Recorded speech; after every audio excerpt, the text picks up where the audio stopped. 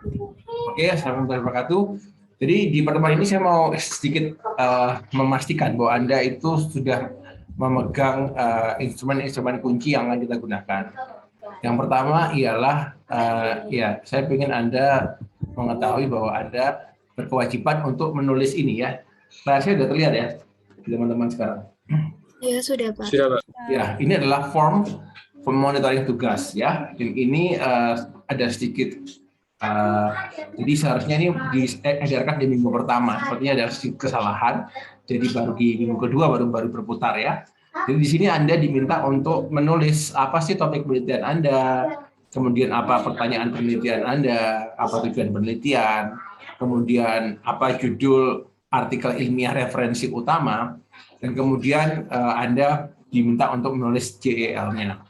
Nah, kemarin Pak Unggul sudah memberikan mengenai JEL ya di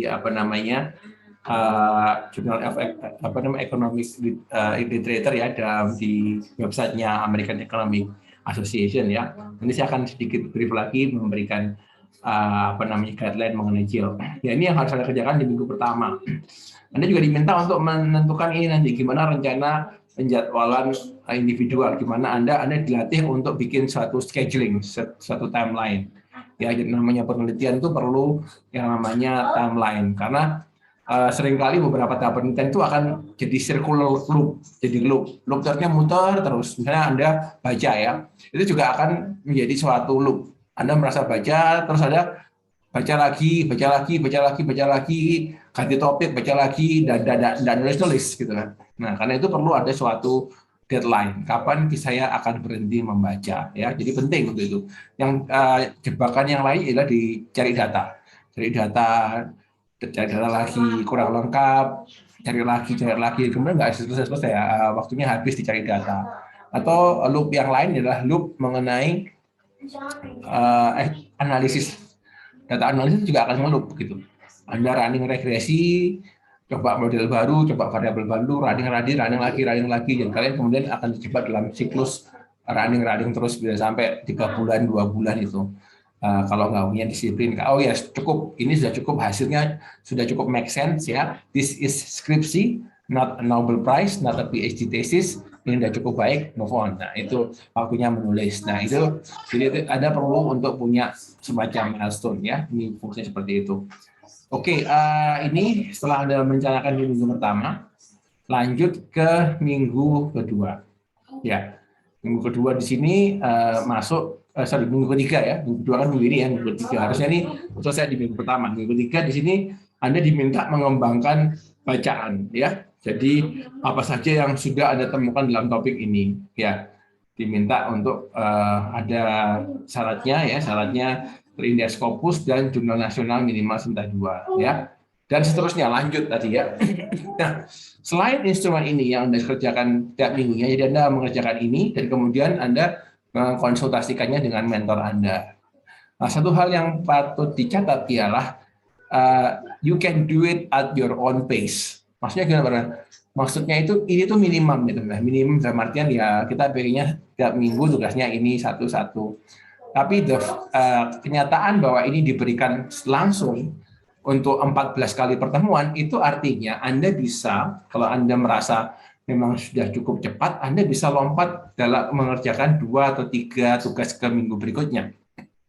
Ya, jadi it's okay, nggak harus kemudian mendiskusikan satu demi satu per minggunya gitu. Kalau Anda merasa memang Anda sudah menguasai topiknya, Anda bisa move on langsung ke minggu-minggu berikutnya ya. Oke, saya stop di sini mengenai pembahasan instrumen tugas mingguan. Apakah ada yang mau ditanyakan mengenai tugas mingguan ini dari teman-teman di sini? Oke, silakan kalau ada yang masih belum jelas silakan ditanyakan di sini. Oke. Ya, kalau nggak ada, saya mau share instrumen berikutnya, teman-teman. Nah, yang kedua yang Anda perlu lakukan setiap minggu, ya, ialah Anda juga perlu mengerjakan ini, ya. Ya, jadi ini adalah satu template dari skripsi, ya. ini diambil dari buku panduan pedoman skripsi. Nanti saya akan share pedomannya ya. Itu yang terbaru tahun 2000 berapa saya lupa itu menjadi guideline. Jadi skripsi sekarang itu menggunakan struktur dari paper dalam jurnal ilmiah ya. Ini yang warnanya biru itu biasanya Anda harus itu adalah petunjuk ya, Anda harus menggantinya dengan punya Anda. Nah, jadi di sini sudah kita tulis ya, ini sudah sesuai dengan outline ya dari suatu skripsi ya. Ini gambar judul, pengesahan ya. Ini akan sangat membantu Anda ketika mengerjakan skripsi dan ini lebih aman daripada menggunakan template kakak kelas Anda, cutting Anda berbahaya ya. Ini Anda salah ketik, salah apa gitu kan. Nanti lupa belum ganti kata pengantar lah, repot nanti ya. Pakai ini aja untuk template-nya, oke? Nah, judulnya di sini juga ada suatu penjelasan ini kayak abstrak ya. Ini ada juga keterangan mengenai apa font yang perlu dipakai, berapa spasinya, gitu kan. Ini ada keterangan abstrak itu apa sih isinya ya. Ini ada tulisannya di sini. Nah, Anda tinggal ikuti aja. Apakah ini sudah sesuai dengan pedoman Anda nggak? Oke, setelah abstrak ya, di sini ada juga kita fokusnya ke langsung aja ya ke bab 1 ya. Yang lain itu nanti akan dikerjakan setelah skripsi selesai ya. Bab pendahuluan bab 1, bab 2, bab 3 itu kan intinya dari sini ya. Jadi pendahuluan berisi ini latar belakang. Apa sih yang menjadi background ya dari suatu studi Anda. Nah, background itu akan memberikan suatu motivasi penelitian Anda. Nah, penelitian yang baik harus memiliki motivasi yang jelas. Ya, jadi pendahuluan ya dari suatu penelitian itu kadang-kadang seringkali ya menjadi the only part yang dibaca oleh pembaca. Jadi yang membaca, Anda harus bisa meyakinkan audiens ya pembaca Anda bahwa penelitian Anda itu suatu hal yang important, penting untuk diteliti. Ya, Anda membawa suatu pertanyaan yang ini pertanyaan yang penting ya. Nah itu ketika Anda sudah meyakinkan si pembaca bahwa Anda punya suatu penelitian yang penting, dia akan terus membaca ya. Maka itu penting untuk memberikan background apa sih fenomena yang menjadi motivasi yang melatar belakangi kenapa penelitian ini perlu ditulis atau the why-nya ya. Jadi why we need to do the research, that is the biggest question yang harus dijawab di bab 1. Kenapa kok kita perlu melakukan penelitian ini? Nah, di sini kemudian ada kesenjangan penelitian ya. Bagaimana bahwa Anda memang punya Anda bisa meyakinkan audiens bahwa ini memang pertanyaan penting karena ini punya implikasi gitu kan. Supaya kita konkret, di sini ada yang sudah punya pertanyaan penelitian nggak? Kita bisa latihan pakai contoh yang konkret. Ya, silahkan ada yang mau memberikan itunya, pertanyaan penelitiannya kita bahas bareng-bareng di sini.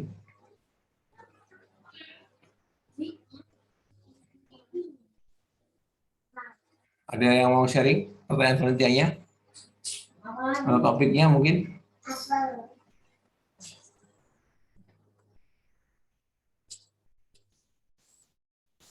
Oke, di sini ada Sylvia Nur Arfianti. Nggak ada? Iya, Pak. Oke, Cynthia, apa yang mau diteliti sama Cynthia? Sylvia. Ada.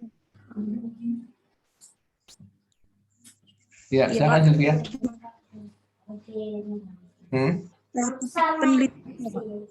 Ya, apa yang mau diteliti? Mau meneliti soal apa, Sylvia?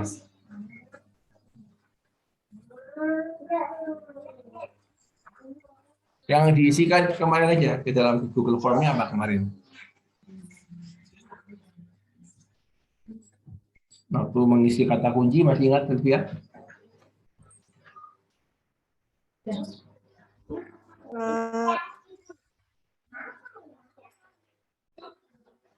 Ya. Yang kemarin saya tulis di Google Form sih itu Pak tentang. Ya, tentang apa Sylvia? Halo.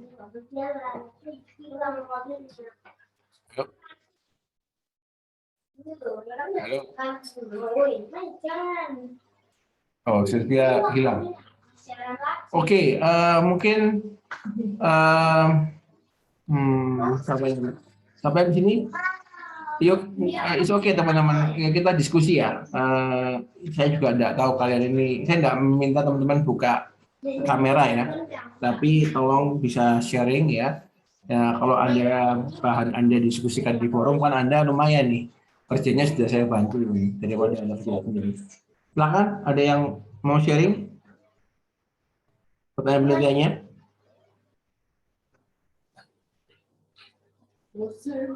Oke. Evia Tri Ramadina. Ada di sini Evia? Ada, Pak. Oke, silakan Evia. Evia mau meneliti soal apa? Mohon maaf, Pak. Saya belum yang sampai menemukan pertanyaan, tapi saya mau FDI sama tourism, Pak. Tourism yang saya sebenarnya ini juga baru ganti, Pak. Dan belum Bukan dia, mendalami. Pak. Iya. Ya, ini di sini kalau saya lihat ada FDI and Poverty Reduction. Oh, tidak, Pak. Itu saya sudah ganti. Sudah ganti. Ya. Oke. Ya, oke, let's say itu ya. Let's say FDI and Poverty Reduction. Ya, kan mau meneliti apakah FDI itu let's say kita bercoba untuk bereksperimen ya. Kita anggap aja kamu meneliti soal FDI dan Poverty Reduction. Kira-kira pertanyaan penelitian kamu apa, Evia?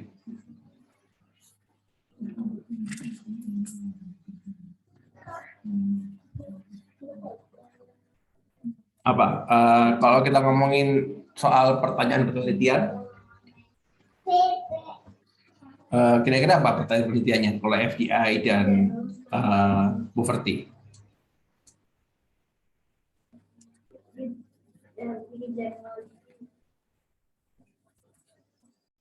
Oke, kita mungkin ini kita skip dulu ya. Berarti ini kalau ada suatu penjelasan yang agak spesifik. Oke, kita stop dulu sana ya. Jadi ini nanti kita ngomongin soal latar belakang apa fenomena yang menjadi motivasi penelitian ya. Motivasinya itu bisa satu fenomena yang misalnya menjadi mengemuka ya. Itu kita paling gampang sesuatu hal yang attracting attention gitu kan. Misalnya bisa jadi FDI. Kita bilang punya FDI ini meningkat dramatis selama 10 tahun terakhir, ya kan? Nah, kemudian kita bisa bilang bahwa banyak studi, banyak para pengambil kebijakan itu memang berlomba-lomba untuk menarik FDI. Bahkan ada ukuran yang melihat semakin besar FDI yang ditarik satu negara, berarti semakin sukses negara tadi. Misalnya kayak gitu kan. Jadi suatu ada konsensus ya di baik kalangan akademisi maupun mengambil kebijakan bahwa FDI itu penting misalnya. Seperti itu. Nah, itu menjadi satu hal yang latar belakangi, ya kan? Oh iya, FDI kenapa penting? FDI sekarang lagi meledak gitu. Atau kemiskinan. Nah, kemiskinan naik melonjak dramatis selama 10 tahun terakhir, 5 tahun terakhir mengalami peningkatan kemiskinan, ya kan? Nah, jadi satu hal yang menjadi suatu misalnya juga misalnya kita ngomong FDI bahwa pemerintah sekarang mau melonggarkan undang-undang untuk FDI dengan harapan supaya lebih banyak FDI masuk ke Indonesia. Nah, itu kan ada fenomena ya kemudian situ. Kemudian betul bahwa FDI itu banyak studi yang melihat bahwa FDI meningkatkan ekonomi suatu negara. Tapi gimana dengan kemiskinan? Apakah FDI itu suatu power yang efektif nggak untuk mengurangi kemiskinan? Ya kan? Karena kita tahu bahwa antara pertumbuhan dan kemiskinan itu tidak selalu sejalan. Ada yang namanya ada jobless growth, pertumbuhan tanpa menciptakan lapangan kerja. Nah, FDI itu yang masuk ke negara berkembang mungkin menggunakan teknologi proses produksi yang pada teknologi. Nah, yang ini dipertanyakan apakah kemudian FDI ini bisa efektif nggak mengurangi kemiskinan. Jadi ada suatu semacam motivasi ya di belakang suatu penelitian tadi. Oke ya, selanjutnya ini masih slide-nya masih ini ya, masih di screen sharing ya. Iya, Pak. Oke, jadi tadi ada keunikan penelitian ya, kemudian sebelah lagi ini suatu proposal ya, ini kan bab 1, bab 2 itu proposal kan, harus mempunyai suatu keunikan ya, kayak ibaratnya tuh Anda itu adalah lagi mau jualan gitu ya, Anda harus meyakinkan bahwa jualan Anda itu unik, gitu. Produk Anda ini unik supaya investor mau investasi. Kalau Anda ini supaya pembaca mau membaca, supaya ada yang mau membiayai penelitian Anda. Apa yang membuat Anda unik? Ya, tunjukkan bahwa ada kesenjangan penelitian. Bahwa kalian sudah menunjukkan bahwa fenomena ini penting untuk diteliti. Kemudian apakah sudah ada yang menelitinya? Belum. Ada nggak yang sudah meneliti? Oh, nah, Anda tunjukkan bahwa, oh ya, walaupun sudah ada yang meneliti, ada bagian penting, ada satu puzzle yang hilang dalam pembahasan ini. Nah, itu menjadi hal yang keunikan, dan Anda akan mencoba untuk mengisi puzzle yang hilang tadi, gitu kan. Nah, kemudian tujuan penelitiannya apa? Ya, itu Anda menyatakan dengan tegas apa tujuan penelitian ini, kemudian apa yang mau digunakan, metode dialognya, how you gonna do it, terus gimana hasilnya. Ini kalau udah selesai ya. Kalau tahapan sekarang ini belum ada hasil, jadi nggak usah dibahas dulu. Kalau nanti sudah ada hasilnya, baru bikin paragraf tentang ini. Terus jelasin soal kontribusi penelitian ini ya dalam suatu bangunan keilmuan atau penelitian di bidang ini, uji robustness dan studi penulisan ya. Di sini dibahas lagi secara detail ya. Jadi Anda sudah bisa mengecek apakah kira-kira tulisan Anda sudah sesuai nggak dengan guideline ini ya. Jadi ini suatu dokumen yang Anda harus kerjakan juga tiap minggunya ya. Jadi nanti 2 dokumen ini itu harus diberikan kepada si mentor Anda ya. Jadi tujuannya instrumen adalah alat yang digunakan supaya Anda ketika menulis proposal, menulis skripsi itu lebih mudah gitu ya. Nah, jadi nanti yang dikumpulkan adalah yang proposalnya. Ingat bahwa tugas adalah alat instrumen yang Anda digunakan agar Anda bisa mengerjakan dengan baik ya. Nah, ini jadi jangan sampai kemudian Anda mengerjakannya terpisah gitu ya. Kerjakan dulu tugasnya ya, tugas yang dalam tadi sebelumnya yang form tadi mingguan. Setelah Anda mengerjakan tugas tadi, Anda kerjakan di sini. Dan sekali lagi, ini sama prinsipnya. Kalau tadi kan form itu ada tugas mingguan ya, minggu ini apa, minggu kedua apa, minggu ketiga apa. Kalau ini bebas aja ya. Jadi Anda bisa mengerjakan dari bab 2, dari bab 3. Anda yang jelas harus bab 1 harus selesai dulu ya. Bab 1 Anda juga bab 1 Anda selesaikan, bab 2, bab 3 selesaikan sesuai dengan kecepatan Anda memahami penelitian ini. Gitu. Dan nanti minggunya nanti akan dibaca oleh mentor tugas dan template ini ya, harus nyambung, harus bagian ini ada soal ini apa di bab 2 misalnya paragraf kedua, paragraf ketiga ini dari mana, bisa ditarik itu dibahas di tugas di instrumen tugas ya. Jadi ini nyambung antara form monitoring dan juga template skripsinya. Oke, sampai sini ada pertanyaan?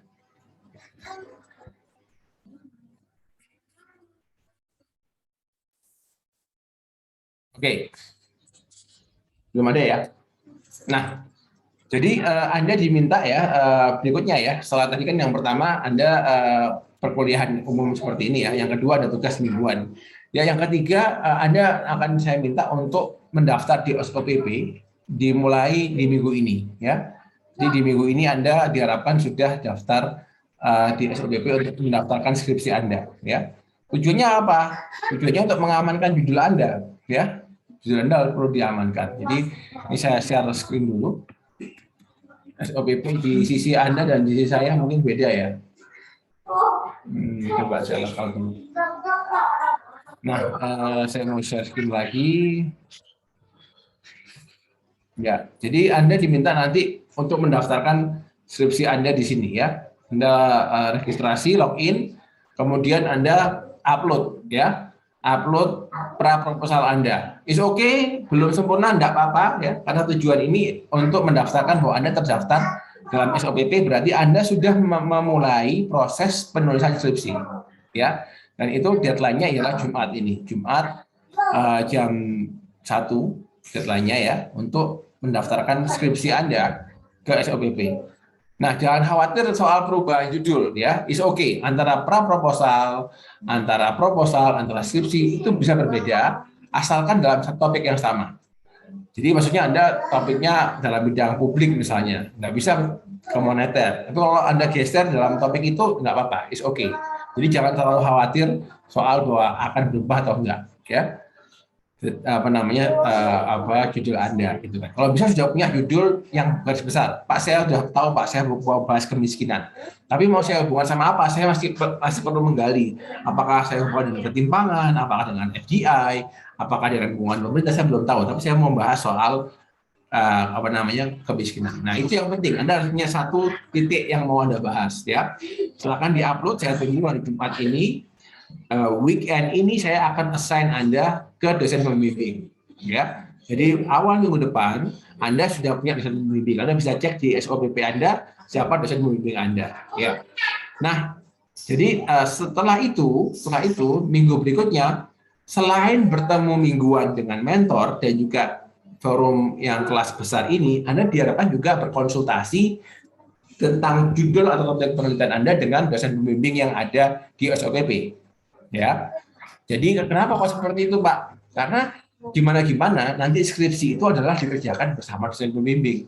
Ya, jadi mereka perlu menyetujui ide tahap-tahap awal ini. Kita tidak ingin Anda kerja dengan tim dosen di Medpen, ya, selama 1 semester kita udah bikin cantik-cantik, bagus-bagus, kemudian Anda ketemu dosen pembimbing sama dosennya suruh ganti, ya, which is make sense lah, karena mereka nggak paham mungkin gimana kaitannya ya, awalnya seperti apa. Jadi Anda perlu, sekali lagi ya, perlu bertemu dengan dosen pembimbing, ya, untuk kemudian memastikan topik penelitian Anda, memastikan rumusan masalah penelitian Anda, ya, dengan dosen pembimbing Anda. Nah, itu harus dilakukan segera. Ya, setelah Anda bisa terkonfirmasi, oh ya Pak, iya saya setuju bimbing kamu, ya, Ardi saya setuju, Ardi Setiawan saya setuju bimbing kamu dengan topik ini, dengan judul ini saya setuju. Nah, kita perlu approval itu. Kalau misalnya nggak setuju, ya udah cari sampai ketemu, sampai dapat approval dari dosen bimbing. Anda bisa berdiskusi dengan dengan mentor Anda selama mentorship, ya, untuk menemukan judul yang bisa meyakinkan dosen pembimbing Anda, ya. Jadi kembali lagi ya, kita di sini adalah support system. Saya adalah mensupport Anda, mentor adalah mensupport Anda. Ya, Anda sendiri yang harus mengerjakan skripsi itu. Dan dosen yang akan berperan besar dalam penulisan skripsi Anda adalah dosen pembimbing Anda. Ya, jadi kita semua ini ibaratnya nge-backup kalian agar negosiasi Anda, diskusi Anda dengan dosen pembimbing itu lebih berbobot, lebih terarah. Dan Anda bisa meyakinkan dosen pembimbing Anda, dan dosen pembimbing Anda juga bisa memberikan insight sehingga kita dapat suatu konsensus. Oke Pak, kita setuju ya kita garap ini. Nah, ketika sudah terjadi konsensus, nah itu akan dikerjakan dalam program mentorship ini. Nah, kalau sudah disetujui topiknya, Anda bisa lebih santai. Kalau di mentorship kita minta Anda ketemu mingguan, kalau dengan dosbing mau 2 minggu sekali, mau 3 minggu sekali, terserah, mau seminggu sekali, mau 2 minggu sekali, terserah, tergantung kesepakatan kalian berdua. Kalian pada end of the day, pada akhirnya ini adalah antara kalian dan dosen pembimbing kalian, kerjaan skripsi ini. Gitu. Kita hanya mensupport dari luar saja. Oke, sampai sini sudah paham ya framework dari mata kuliah Medpen ini? Atau ada yang mau tanyakan? Pak, saya izin bertanya. Silakan, untuk Sharin. di SOPP berarti kan kita register dulu. Nah, terus nanti ada pendaftaran. Saya kan belum register, jadi saya nggak tahu nih dalamnya kayak gimana. Terus tadi Pak Rumaya bilang kita ada mengupload file untuk proposal gitu ya di SOPP nanti yang deadline-nya hari Jumat. Pra-proposal. Nah, itu ada template-nya nggak Pak? Atau apa aja yang harus diisikan di situ gitu? Oke, pra-proposal pada dasarnya adalah bab 1 dari penelitian Anda. Jadi Anda cuma dari template tadi, Anda cuma perlu halaman judul dan bab 1 saja. Yang kata pengantar, abstrak itu bisa di-drop, ya. Jadi bab 1 dari skripsi itu adalah pra-proposal. Itu jadi. Ya. Berarti udah ada yang bab 1 yang full tadi, yang pendahuluan yang tadi Bapak share di awal. Nah, kemudian nanti kalau misalkan, ini kan deadline-nya hari Jumat ini ya Pak. Nah, kalau itu masih kayak kasaran gitu Pak, masih banyak masih banyak perbaikan nanti ke depannya, nggak apa-apa ya Pak? Masih kasaran aja gitu? Nggak apa-apa, it's okay. Nah, kita memang memberi ruang untuk perubahan judul, ya. Perubahan judul itu sampai UTS, ya.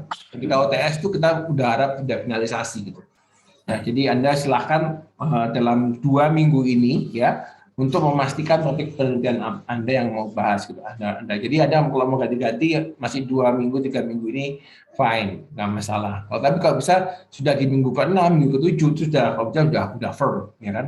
Karena itu akan dikerjakan untuk menjadi UTS. Oh iya Pak, sama Ya, saya ingin bertanya Pak, tapi ini di luar SPP. Ini silakan. tentang referensi jurnal itu kan Ya, di aula itu kan ada yang Skimago itu ya untuk ngecek jurnal Q1 Q2. Nah, yes. itu saya bingung Pak, kan kita harus menentukan jurnal acuannya kita. Nah, itu jurnal acuannya itu syaratnya harus itu ya Pak, yang Q1 Q2 itu. Nah, itu saya bingung pakai Skimagonya itu kayak gimana? Apa kita langsung judul yang kita temuin terus dimasukin ke Skimago itu atau gimana ya untuk Oke. mengetahui dia peringkatnya apa gitu Pak? Itu saya masih bingung. Terima kasih. Oke, cari supaya konkret, kamu sudah ada nggak judulnya yang mau kamu cari apa? Yuk kita bareng-bareng kita belajar bareng-bareng. Sudah ada itu no? Judul papernya atau nama jurnalnya apa? Yang sudah kamu punya sekarang? Mungkin ada contoh jurnal gitu aja lah Pak ya. Ya, boleh. Apa kamu bisa bacakan mungkin nama Iya, sebentar. judulnya? Coba saya bukakan. Silakan. Bisa kamu tulis di chat aja, saya bisa kamu paste aja nanti. Iya Pak, sebentar. Oh iya, Mas Rohman, saya nggak kalau saya masuk ke SOPP kan saya sebagai dosen, Mas Rohman, bukan mahasiswa gitu. Ya, jadi coba silakan teman-teman ada yang nyoba masuk SOPP nggak? Sudah berhasil nggak? Kalau saya akan masuk sebagai dosen. Ya, Saya sudah di-approve sama Bu Dwi, jadi di halaman saya sudah bisa mengajukan pra-proposal. oke. Mungkin Jadi saya itu coba share screen. silakan share screen. Ini kamu udah bisa share screen belum? Ini Belum, masih Pak. belum. Aku Bapak bikin masih share screen. bentar ya, aku bikin multiple ya. Oke, Alif juga sudah aku bikin multiple.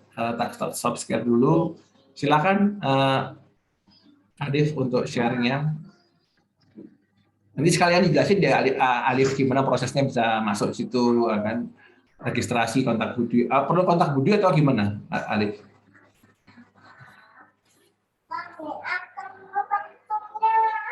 Oh, ini apakah sudah terlihat ya, Pak?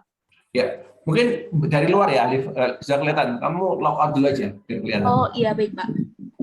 Sebentar.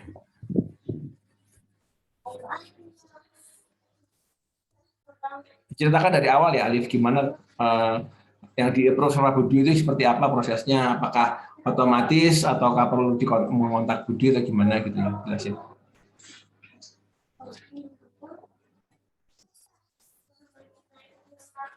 Saya coba mulai dari awal ya, Pak dan teman-teman. Ini jadi teman-teman di awal nanti kalau misalnya belum registrasi itu bisa klik ke bagian registrasi terlebih dahulu. Setelah itu nanti ada beberapa yang perlu diisi, itu harus diisi dengan baik, termasuk alamat rumah dan alamat domisili. Kemudian juga di situ diisikan nomor telepon dan email yang aktif.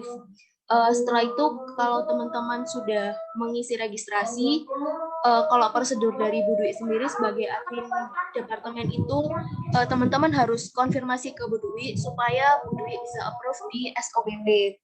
Tapi dengan syarat bahwa teman-teman hanya cukup sekali melakukan registrasi, dalam artian kalau teman-teman sudah mengisi sekali, jangan mengisi lagi supaya tidak terjadi penumpukan di SOPP-nya Bu Dwi, karena banyak hal yang terjadi dan pengalaman yang terjadi itu teman-teman 2 kali upload registrasi sehingga Bu Dwi-nya itu bingung, Pak, mana nih yang harus saya approve, karena mahasiswa input 2 kali alasannya belum di-approve sama Bu Dwi. Nah, kalau misal teman-teman belum di-approve sama Bu Dwi itu bisa konfirmasi langsung ke Bu Dwi supaya SPP teman-teman bisa di-approve.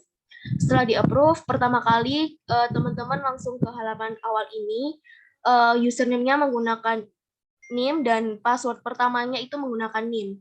Jadi username pertama adalah NIM dan password pertamanya juga NIM. Nanti bisa diganti kok ini passwordnya setelah teman-teman login itu bisa diganti password. Ini kalau pertama kali login, ini di sini bisa langsung buat pra proposal. Tinggal diisi aja sama. Kalau sudah langsung diklik simpan. Begitu Pak Rumaya. Oke, terima kasih Alif Dan jangan lupa ya, nanti untuk mensubmit ya, karena seringkali juga mahasiswa itu kasusnya mereka sudah mengisi pra-proposal, terus mereka belum submit. Nah, jadi masih di sini aja. Kalau di bawah ada tombol submit, itu Alif. Tombol, ya, nggak salah setelah ya, ya simpan. Jadi nanti ini teman-teman ingat ya, hari Jumat itu saya minta sudah masuk ke SLPB, fax-nya sudah submitted gitu. Kalau sudah submit itu berarti nanti akan muncul di layar saya, dan saya kalau sudah muncul di layar saya bisa meng-assign, bisa membimbing. Kalau belum muncul di layar saya, kemungkinan Anda belum submit atau mungkin belum masuk sama sekali bahkan seperti itu ya. Itu Jumat itu sudah beres semua. Jadi saya harap ini kan hari apa sekarang? Hari Selasa ya. Jadi nanti ini Rabu Kamis ini usahakan sudah beres ya. Nanti untuk ke Bu Dwi supaya kita mengurangi kontak Bu Dwi ya, mungkin bisa secara kolektif bisa diwakili, mungkin Kak Alif bisa ya.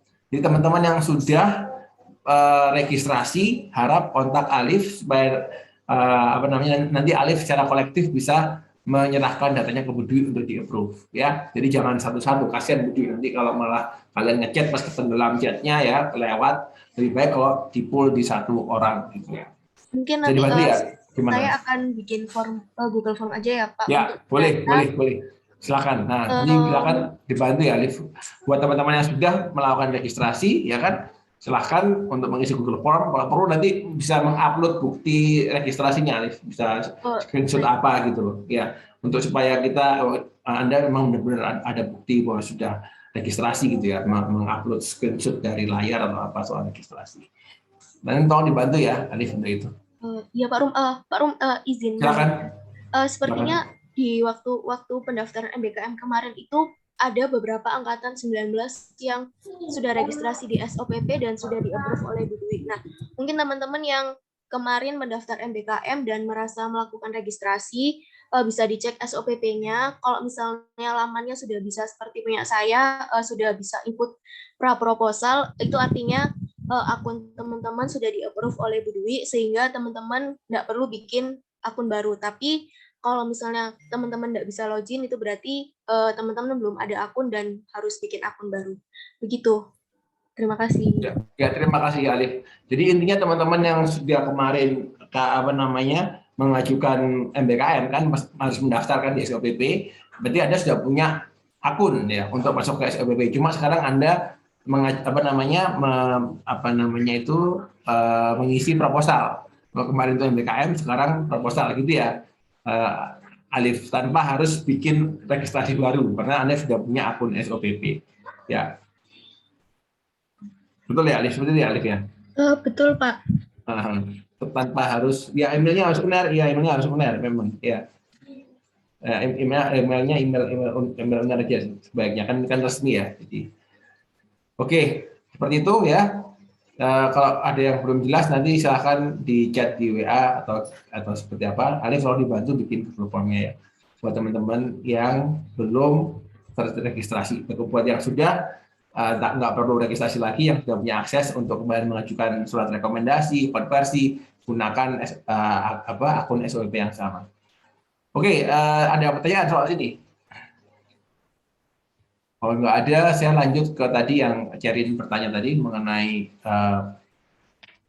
mengecek di itu ya Simago ya. Jadi seperti itu teman-teman prosesnya ya. Ini adalah paper yang dipakai oleh si Cerin ya.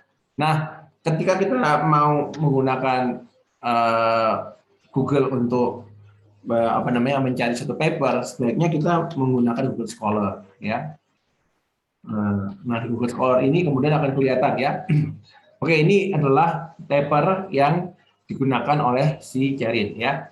Nah, sebelum saya masuk ke masalah itu ya, masalah ranking jurnal di Simago, hal yang menarik ialah seperti itu, teman-teman. Let's say Anda sudah baca paper ini, dan menurut Anda ini paper ini sudah sesuai dengan penelitian yang mau Anda lakukan. Nah, terus kemudian Anda perlu, saya perlu baca lagi nih paper dalam topik ini. Gitu kan.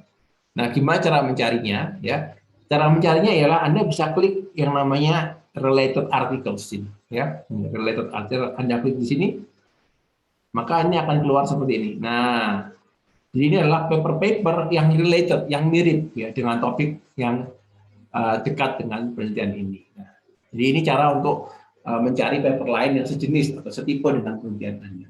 Ya, selain tentunya ialah dengan cara mencari kira-kira apa ya ini ya sinonim dari ini. Gitu. Ada nggak istilah lain yang digunakan bisa digunakan untuk mendeskripsikan penelitian ini? Gitu.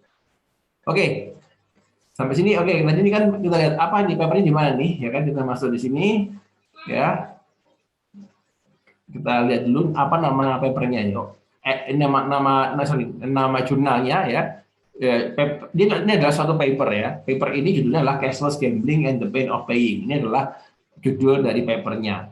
Paper ini diterbitkan di suatu jurnal ya yang namanya Addiction Research and Theory. Ya. Nah, sekarang kita ingin tahu ini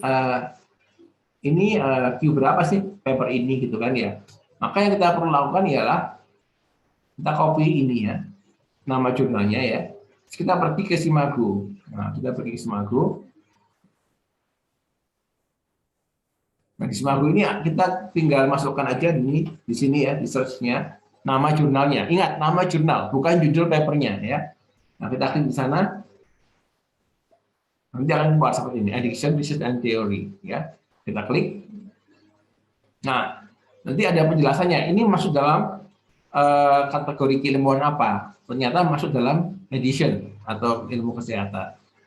Nah, kemudian kita cari di sini. Oke, nah di sini kan ada kan ya. Ini adalah histori dari kuartil jurnal ini. Jurnal ini mulai terindeks di tahun 99. Tahun 99 dia Q2 ya. Terus Q1 di tahun 2000 dan seterusnya. Yang terakhir 2020 dia Q2. Q2 dalam apa? Ya karena ini cuma satu jurnal yang di bidang medicine. Seperti itu. Gimana? Cerin, sudah cukup jelas? Sekarang mengecek jurnalnya atau jadi Q2 in medicine ini jadi Q2 berarti jurnalnya Q2. Oh, Cuma, iya sudah paham Pak. Berarti cuma paham ya? Dari nama jurnalnya aja ya. Kayak saya salah saya masukin judulnya jadi saya bingung. Ya, judul papernya bukan judul jurnalnya. Oke. Salah satu bertanya, apakah jurnal yang kita temukan di artikel boleh kita gunakan sebagai referensi? Ya boleh sekali ya. Boleh sekali, tapi ingat ya, Anda harus baca lagi apakah memang ini related nggak topiknya, ya kan dengan kalau misalnya ini nggak related ya nggak harus gitu kan. Anda perlu baca lagi papernya, Anda juga perlu lihat Q-nya Q berapa. Gitu.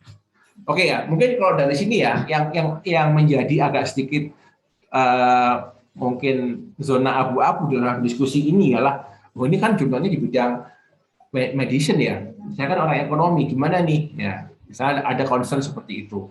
Maka coba kita ini apa sih keyword dari paper ini? Ini kan paper ngomongin soal cashless gambling and the pain of paying, effect of money from submission gambling, soal dampak dari perjudian gitu kan. Apa ini? Keywordnya gambling, slot machine, pain, paying, money, risk, taking, decision making. Ya, kita baca paper ini tentang apa sih? Oke, advance in cashless technology, the dilemma for gambling regulators. Jadi perkembangan dari metode pembayaran yang tanpa cash ya, jadi digital payment gitu, ada memberikan masalah buat gambling regulators. Nah ini adalah first sentence ini yang tadi bilang fenomena ya, fenomena. Sekarang ada fenomena cashless payment, bayar nggak harus dipakai cash, bisa bayar pakai digital, pakai dompet ya, pakai dompetku, pakai e-wallet gitu ya. Nah ini kemudian nggak cuma digunakan untuk transaksi, tapi juga untuk berjudi ya. Ini menciptakan dilema buat regulator yang mau mengontrol soal perjudian. Nah, ini namanya fenomena, ya. Ini namanya fenomena seperti ini. Oke ya. Yang kita bahas di pendahuluan tadi. Research indicate that cash purchase entail pain of paying, abstract form of payment. Yet, jadi bahwa ada studi yang menunjukkan bahwa pembelian secara cash itu menimbulkan suatu pain of paying. Jadi ngerasa sakitnya kalau aduh harus bayar itu ngerasa gitu, bayarnya gitu deh. Tapi kalau yang sifatnya cashless itu nggak terlalu terasa pain-nya. Nah itu gimana dalam konteks perjudian, gambling. Ya, oke. Jadi ini ada eksperimen ya, dari ada gamblers yang direkrut pakai randomize, ada eksperimentasi, dirandomisasi. Jadi dalam suatu eksperimen yang pertama partisipan diberikan duit untuk main slot mesin ya yang kita tarik itu pakai cash atau voucher. Instrumen kedua partisipan harus pakai cash endowment dari windfall from earning. Jadi dengan kerja dulu dapetin duit baru bermain judi. Intention but size very most levels. No environment no consistent across the experiment. Ya. Jadi ini menunjukkan bahwa systematic influence on game behavior in the experiment. Ada bukti bahwa monetary factors influence gambling tendency. Jadi faktor keuangan itu mempengaruhi kecenderungan gambling. Oke, nah ini kita mau cari paper yang serupa ya. Intinya kan kita mau lihat dampak dari gambling terhadap sesuatu gitu kan. Ya, jadi kita bisa lihat kata gambling ini. Oke, ini saya mau soal cashless gambling. Ini anggapnya ini adalah keywordnya. Nah, tapi ini di jurnal kesehatan, ya kan? Saya mau cari di jurnal yang di bidang ekonomi. Apa yang mungkin ada? Ada nggak jurnal health economics, health econ? Misalnya, karena ini memang mau hubungan sama kesehatan misalnya. Dan soal addiction ya. Nah ini ada Journal of Health Economics ya. Di Health Economics kita ambil salah satu ya. Nah di sini kalau Health Economics ini dia Q berapa di sini? Kita lihat dia Q1 terus dia. Wah ini bagus banget di tracknya nih, ya kan? Kalau yang lain tadi yang misalnya Health Economics UK ini dia kita lihat ini juga bagus juga nih health policy tapi ya dia ke health policy. Ya kan, yang tadi yang satu lagi tadi di bidang masuk dalam kategori health policy juga ya, health economics. Tapi kan health economics ya masih. Oke, jadi itu caranya untuk melihat ya. Misalnya kita ambil Journal of Health Economics, Journal of Health Economics. Nah, kalau Anda sudah ada kali lebih spesifik, Anda bisa langsung ke sini aja. Masuk ke jurnalnya. Nah, coba ke sini kita cari di sini ya, search. Nah, ini hati-hati nih kalau di sini. Kenapa? Ini bisa jadi dia search-nya di publisher-nya, bukan di jurnalnya. Nah, supaya memastikan bahwa kita di jurnal yang lebih baik, kita tuh masuk ke view articles-nya. View articles, ya. Kita masuk di sini. Nah, ini search in this journal, cari dalam jurnal ini. Jadi di sini jangan cari di sana. Kalau kamu cari di sana tadi di awal tadi itu akan mencari di semua jurnal oleh publisher atau penerbit tadi. Kalau di sini sudah jelas di jurnal ini. Kita cari gambling ya, cashless gambling. Ada nggak? Nah belum ada. Ya belum ada paper soal cashless. Oke kita ngambil soal gamblingnya aja. Ada nggak soal gambling? Nah ada paper soal gambling, ya kan? Ini ada gamble, ya kan? Ada juga soal bias for utilities, internal gamble utilities, nah, dan lain-lain ya. Itu caranya kita untuk mencari ya. Jadi kalau sudah ketemu kata kuncinya, yang penting dalam mengetahui kata kunci itu menjadi senjata kita untuk mencari di jurnal-jurnal lain yang relevan. Gitu. Oke, dari sini apa ada mau yang ditanyakan mengenai proses pencarian jurnal? Iya Pak, saya izin tanya. Kan itu tadi misal kasusnya udah nemu jurnal gitu ya, terus ternyata di gel itu ternyata nggak ada gitu loh Pak. Terus apakah itu kita harus cari jurnal lain lagi atau ya itu kita buat gel sendiri? Itu gimana Pak? Ya gimana ya? Nggak itu Bang. Kenapa Pak? Maksudnya gimana Mbak? Nggak di gelnya gimana? Kan jurnal saya itu nggak ada gelnya. Oke. GEL itu. Nama jurnalnya apa?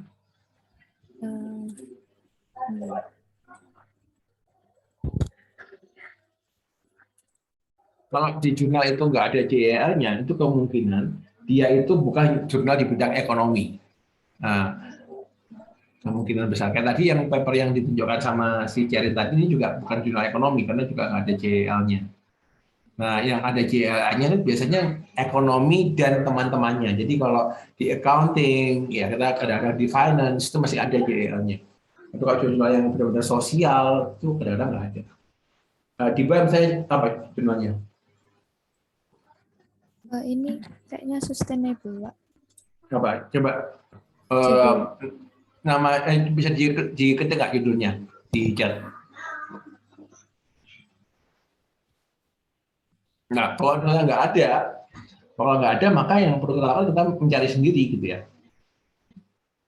Oke, kita ini ya, nama jurnalnya ini ya. Ya, jadi kan ya, ini ya. Nah, jadi kan jurnal sustainability ini karena dengan sustainability dia nggak ada JL-nya, ya most likely nggak ada JL-nya, karena dia jurnal di bidang sustainability. Mana juga? Oke, ini dia. Ya, ini nggak ada JL-nya kan ya. Nah, ya, maka kita perlu tadi ini jadi keywordnya, ya. Keywordnya ini kita bisa cocokkan sama JL gitu. Ketika dia masuk dalam di mana gitu JL. Gitu ya, Tiba. Iya Pak, baik, terima kasih. Ya, cara lainnya kita bisa masuk ke ideas ya, ideas reflect.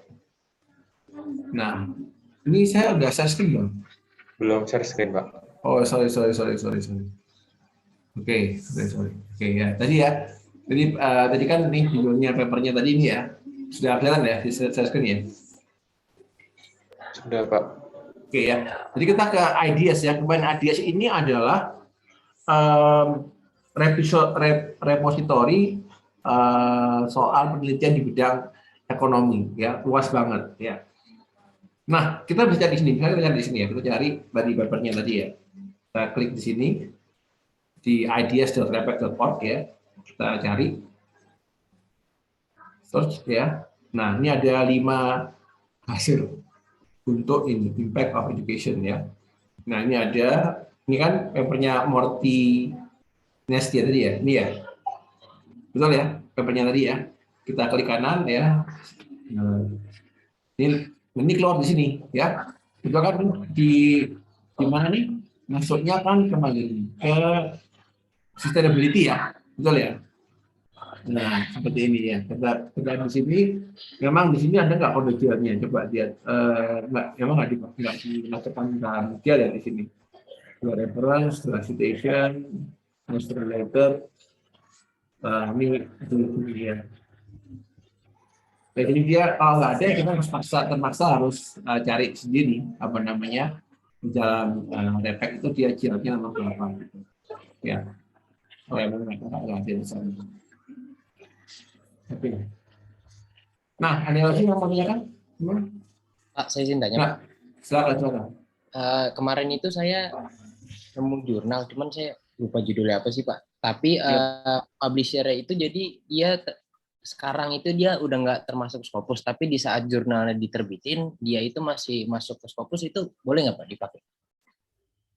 Kalau itu jurnal abu-abu, I don't recommend that gitu. Tidak merekomendasi seperti itu, karena kalau jurnal yang dulunya si Scopus itu kemudian nggak ada Scopus lagi, kemudian ada masalah etika gitu. Jadi mungkin dia nggak ada review, asal bayar keterima gitu.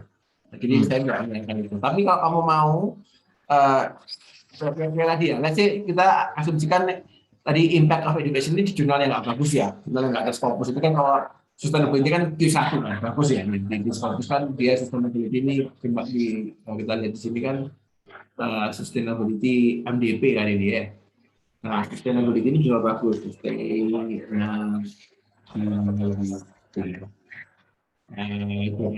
ini MDPI ini kan. Ini kan dia open access ya kan, jurnalnya bagus ya. Jurnalnya dia kan dia Q2, Q1 di bidang geographic planning kan. Q2 kan, Q1 Q2 oke lah, good lah lumayan lah ya. Dia terindeks kan ini. Ya. Nah, kalau jurnalnya tidak terindeks ya, apa yang bisa dilakukan? Sini MDPI betul. Jangan salah, MDPI. Terus MDPI. JP.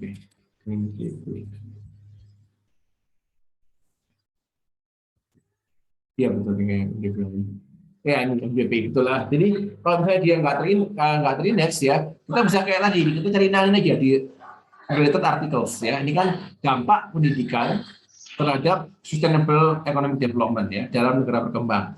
Kita lihat di sini ya related articles kita lihat. Nah ini ada yang lain ini. Mana nih soal regional education, human investment in growth. Mana yang kita ya, jadi kalau misalnya nggak ada ya kita cari, mungkin kita harus kurangi judulnya, mungkin kita harus kurangi, let's say, oke ini nggak usah, misalnya kita impact education on sustainable development aja, nggak usah pakai emerging market, kita ingin tahu, nah yang lagi main ya, nah kan di sini nanti akan kalau kita punya judul yang lebih umum, kita bisa cari yang lain, ya. Seperti itu ya, jadi dicari aja terus sampai dapat yang jurnal yang bagus. Bisa mungkin. Oke. Ada lagi? Maaf satu lagi, kalau Q4 ya. Masih digunakan nggak Pak? Janganlah. Jadi kan kita pakai itu kisah, kalau saya sih personally Q1 ya. Q2 tuh menurut saya tapi udah Q2 itu sudah batasnya Mas. Kalau Q4 itu sudah hancur jurnalnya. Jadi saya nggak menyarankan Q4. Makanya Q3 aja jangan. Gitu. Baik Pak. Terima kasih Pak. Oke. Ada lagi yang mau bertanya? Pak, maaf saya mau bertanya. Iya, silakan. Silakan, Mbak. Silakan dulu. Oh ya baik. Mungkin di sini saya mau tanya Pak. Sebenarnya pertanyaan saya itu mendasar banget untuk menentukan apakah jurnal yang saya cari ini menjadi jurnal acuan saya atau enggak. Ya. Mungkin menurut Bapak, tadi kan sempat singgung mengenai bab 1 ya Pak. Ya. Dan tentang penelitian. Ini juga bisa dikatakan kita kan ini ya Pak dikejar-kejar sama waktu juga karena hari Jumat kita harus SOPP juga. Yes. Menurut Bapak sebaiknya itu kita mencari penelitian berdasarkan apa yang kita suka, tapi setelah kita cari di internet untuk data-data penunjangnya itu kurang, atau kita cari data dan penelitian yang memang udah sering dibuat sama orang-orang, tapi bisa dikatakan itu sebagai penelitian yang umum gitu loh Pak, yang nggak unik. Kalau dari sudut pandang Bapak gimana? Lebih mending mana Pak?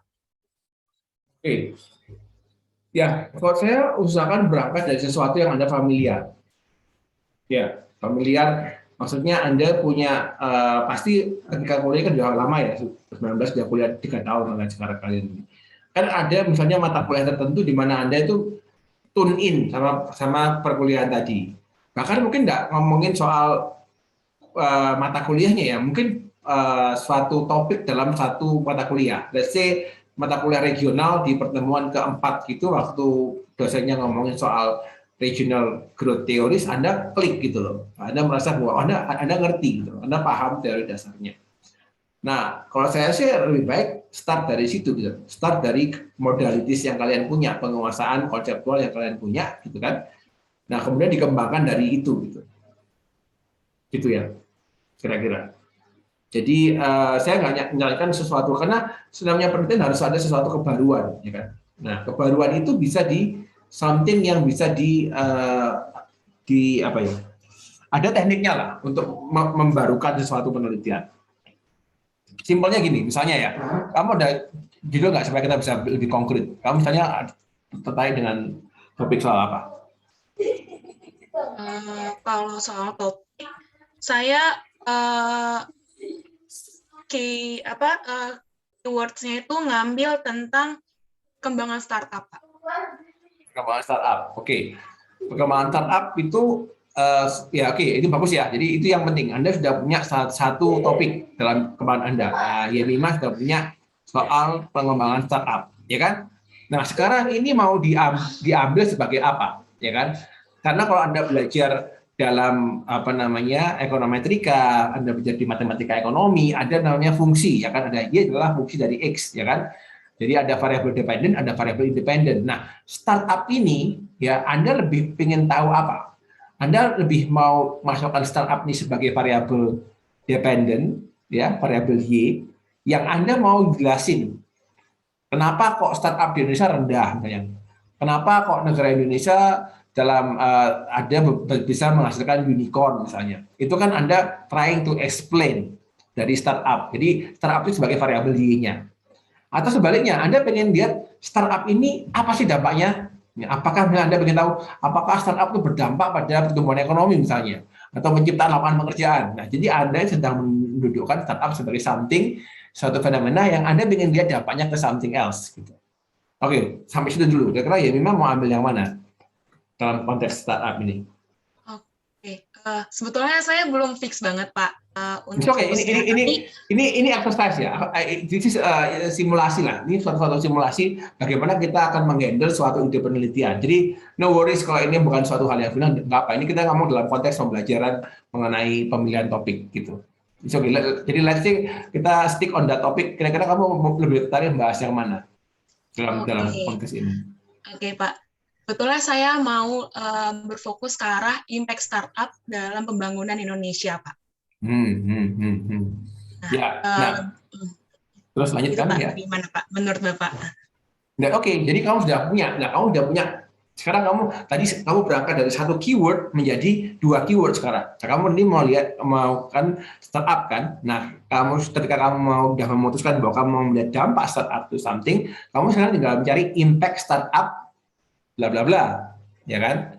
Kamu sekarang lebih bisa mencari dengan lebih akurasi yang lebih tinggi, ya. Jadi saya contohkan langsung aja ya. Nah, tadi ini sudah tertambah ya, tambah saya kembali ke Google Scholar ya. Sudah ramah di layar? Sudah Pak. Sudah ya. Jadi kan memang berangkat dengan satu kata kunci startup ya. Kalau dia hanya startup saja, ya. Jadi dia banyak sekali nih kan. Oke, startup Indonesia ya. Nah, itu juga masih belum fokus nih bahasin apa. Gitu. Ini ada karakteristik startup gitu kan. Dan lain-lain ya kan. Tapi kalau dia punya aku melihat dampak dari startup to something ya kita misalnya kata impact gitu. Impact. Nah, ada kata impact atau influence gitu kan. Ya kan, nah, jadi kita bisa lebih fokus lagi impact startup Indonesian economic development misalnya. Nah, jadi lebih fokus lagi gitu kan untuk bahasnya. Nah, dia ngomongin soal sekarang di upskill, ternyata startup itu bisa dikonteskan dalam digital economy misalnya, ya kan? Ini business environment and startup Indonesia, empirical evidence on province level data. Nah, ini nggak tahu nih, ini nggak gambarin cukup detail. Dia membahas apa di sini? Ini ngomongin soal the purpose of the study is to analyze the effect of business environment on startup. Jadi saatnya sebagai satu hal yang dijelaskan, ya dampak dari business environment ke startup. Jadi ini nggak cocok nih, yang dengan yang mau ditulis sama si Jemima. Tapi nggak apa, sebagai wacana nggak apa-apa. Tapi ini bukan penelitian yang bisa dijadikan referensi utama karena Jemima mau lihat startupnya ini berdampak ke something gitu kan. Coba ini scalable startup enterprise and local economic development in emerging economies. Coba lihat ini. Nah ini lihat aja ini abstraknya. Despite high risk. Nah ini ya. Jadi kalau Anda ingin tahu tujuan penelitian ya. By the way, ini tema dari hari ini adalah mengetahui tujuan penelitian. Kayak tadi ya, tujuan penelitian itu di sini loh, purpose ya. Tujuan penelitian, the purpose of the study, tujuan penelitian ini. Kalau di sini kan di study aims, tujuan penelitian. Jadi ada aims, ada purpose, mengeksplor barrier of scalable startup entrepreneurship. Ya. Contribution of local economic development. Jadi ini udah nih. Jadi dia pengen tahu ya pertama kali mengeksplorasi barrier apa yang menghalangi startup untuk tumbuh ya, startup entrepreneurship untuk tumbuh. Yang kedua, it's further kemudian dilanjutkan further mengeksplorasi kontribusi dari startup terhadap local economic development. Nah, Jadi ini bisa dijadikan entry point ini untuk dampak ini kan ya, scalable startup entrepreneur attract local and foreign investment and regenerate income positively contributing to GDP per kapita. Nah ini ya kan, studi ini menemukan bahwa startup ya yang scalable entrepreneur yang bisa menarik lokal dan foreign investment. Ya. Cocok ini jadi kan sesuai dengan apa yang kamu mau cari. Dari ini dia terjadi, papernya dilakukan di mana nih? Ini nggak tahu, dia nggak bilang ya negaranya di mana. It doesn't tell about the country gitu kan. Yang jelas dia nggak, ini dia bilangnya emerging markets. Jadi most likely di banyak negara, bukan spesifik to Indonesia. Gitu. Nah, dan lainnya kamu bisa cari lagi. Jadi itu ya. Jadi itu caranya kita memilih-milih jurnal mana yang kita jadikan jurnal acuan atau enggak. Itu tergantung seberapa suitable jurnal ini dengan tujuan yang mau Anda lakukan. Makanya itu Anda perlu untuk menentukan tujuan tadi, ya kan? Seperti itu. Gimana ini mah? Ada yang mau ditanyakan lagi? Pak, saya paham Pak. Terima kasih banyak Pak. Oke. Ya, ada lagi yang mau bertanya? Permisi Pak, mau silakan. Ya, Pak. Saya mau tanya, kalau misal kita sulit buat nyari jurnal yang berbayar gitu Pak, itu gimana ya? Soalnya ini saya ada jurnal dan saya coba cari di Sci-Hub itu nggak bisa, kemudian pakai Unpayable juga nggak bisa. Mungkin ada tips-tips untuk cari jurnal yang berbayar biar gratis Pak. Itu kemungkinan itu kalau dia nggak bisa cari Sci-Hub, jurnalnya terlalu baru. Terlalu recent, maksudnya baru terbit bulan lalu gitu ya. Yang biasanya di Sci-Hub itu ada tuh kalau sudah berumur, let's say 3 bulan, 6 bulan baru dia muncul di Sci-Hub. Kalau sangat baru kayaknya belum keluar. Kamu sih apa nama papernya bisa diketikkan nggak di chat? Oke. Tadi ya, jadi saya review kembali ya. Jadi gimana cara kita menentukan topik penelitian ya? Kita start dari satu topik dulu ya, satu tema utama dulu ya. Apa yang mau kita kaji dulu ya. Syukur-syukur kalau sudah punya 2. Kayak tadi yang punya dua topik itu kan. Jadi dia ngomongin soal FDI dan kemiskinan tadi. Kalau baru punya 1 dulu nggak apa-apa. Oke, ini jurnalnya ya. Application of Carbon Emission tahun berapa nih papernya? Tahun 2014 Pak. 14, sudah lama harusnya. Ya mungkin dari UNER ada ini nggak pakai semacam institutional login kayak kita bisa login tapi nggak semua itu ya, nggak semua kayak saya bisa nih. Ini kan bukan? Oh iya, itu pakai extension apa Pak?